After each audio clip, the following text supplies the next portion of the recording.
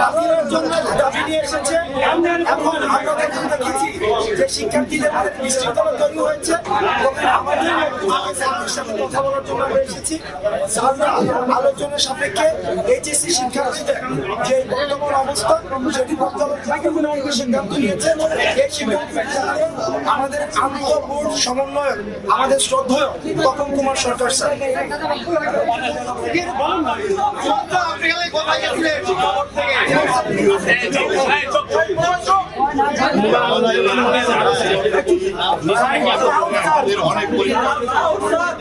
আমাদের অনেক পরীক্ষার্থী আহত হয়েছেন, পরীক্ষার্থী আমাদের শহীদ হয়েছে। আমাদের একটা পরীক্ষার্থীর এক প্রমাণ মধ্যে দিয়ে যাচ্ছে।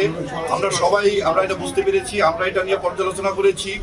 আমরা পর্যালোচনা করে আমাদের মাননীয় শিক্ষা উপদেষ্টা, আমাদের মাননীয় শিক্ষা সচিব সহ আমরা সবাই পর্যালোচনা করে আমরা দেখেছি যে আমরা যে রুটিন ঘোষণা করেছিলাম অবশিষ্ট পরীক্ষার জন্য, সেই পরীক্ষাগুলো আমরা বাতিল করছি। আজকে এখান থেকে আমরা ওই অবশিষ্ট পরীক্ষাগুলো বাতিল ঘোষণা করছি।